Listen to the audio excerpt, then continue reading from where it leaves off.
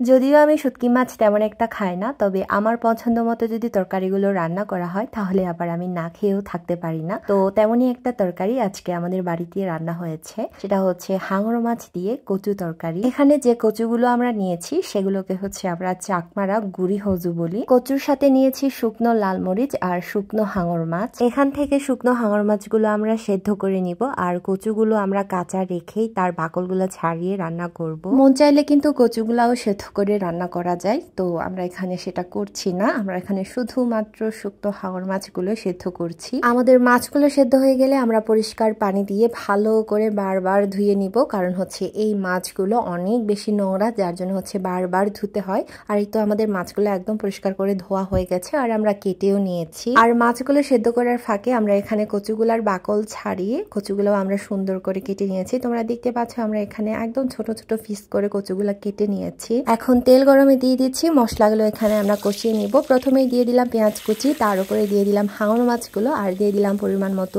লবণ, হলুদ, তারপরে দিয়ে দিলাম মরিচ বাটা। তারপরে আমরা একদম ভালো মতো তেল মশলার সাথে মাছগুলো মিশিয়ে নিব। আর তরকারিতে কালার আসার জন্য তোমরা এখানে লাল মরিচ বাটাও অ্যাড করতে পারো, তো আমরাও এখানে অল্প পরিমাণ লাল মরিচ বাটা অ্যাড করেছিলাম। মাছগুলো যখন অনেকক্ষণ কষানো হয়ে যাবে তখনই আমরা এখানে অ্যাড করে নিব কচুগুলো। আমাদের হাঙর মাছগুলো অনেকক্ষণ কষানো হয়ে গেছে, তো এখন আমরা এখানে অ্যাড করে নিচ্ছি কচুগুলো। তো আমি ভিডিওর শুরুতে বলেছিলাম এই কচুগুলো কিন্তু মন চাইলে সেদ্ধ করেও দেওয়া যায়, তো আমরা এখানে সেভাবে দিই না। আমরা জাস্ট এখানে কচুগুলোর খোসাগুলো ছাড়ানোর পরে একদম কেটে কুটে আমরা এখানে দিয়ে দিয়েছি। তো সেদ্ধ করলে হচ্ছে কচুগুলো একটু বেশি নরম হয়ে যায়, যার জন্য হচ্ছে একদম কচুগুলো গলে গিয়ে থাকে তরকারিটা হতে হতে। কচুগুলো দিয়ে দেওয়ার কিছুক্ষণ পরে আমরা এখানে জাস্ট অল্প পরিমাণ সিদলের পানি ছেঁকে দিয়েছি। তো এটা মন চাইলে কিন্তু স্কিপ করা যায়, কিন্তু আমাদের বাড়িতে যখনই এভাবে কচুর সাথে হাঙর মাছের তরকারি রান্না করা হয় তখনই কিন্তু আমরা এভাবে সিদলের পানি অল্প পরিমাণ হলেও ছেঁকে দিয়ে থাকি। আর আমরা এখানে পানির পরিমাণটা খুব একটা বেশি রাখি নাই, কারণ হচ্ছে আমাদের হাঙর মাছগুলো সেদ্ধ করা আর কচুগুলো অল্পতেই সেদ্ধ হয়ে যায়, যার জন্য এখানে বেশি পানি দেওয়ার দরকার নেই। আর রান্না করতে করতে আমরা এভাবে চামচ দিয়ে কচুগুলো ভেঙে দেখছিলাম, মানে সেদ্ধ হয়েছে কিনা আর কচুগুলো ভালো মতো মিলিয়েছে কিনা।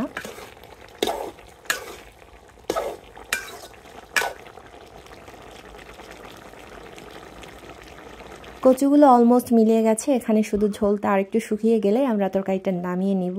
তো কে কে পছন্দ করো এই কচুর সাথে হাঙর মাছের তরকারি অবশ্যই কমেন্ট করে জানাবে। আর তোমরা বাড়িতে কিভাবে এই কচুর সাথে হাঙর মাছের তরকারি রান্না করে থাকো তার রেসিপিটা অবশ্যই আমাকে কমেন্ট করে জানিয়ে দিবে, আমি আরো নতুন ভাবে ট্রাই করে দেখবো। আর এই তো আমাদের তরকারিটা হয়ে গেছে, তোমরা দেখতে পাচ্ছ কালারটাও কিন্তু অনেক সুন্দর এসেছে, আর খেতেও কিন্তু এই তরকারিটা জাস্ট অসাধারণ হয়েছে। তো আজকের রেসিপিটা তোমাদের কেমন লেগেছে সেটা অবশ্যই কমেন্ট করে জানাবে, আর ভালো লাগলে অবশ্যই লাইক কমেন্ট শেয়ার করে দিবে। আমি আজকে বিদায় নিচ্ছি, দেখা হবে নতুন আরেকটি ভিডিওতে নতুন একটা রেসিপি নিয়ে। সে পর্যন্ত সবাই ভালো থেকো, সুস্থ থেকো, নিরাপদে থেকো। Tata, bye bye.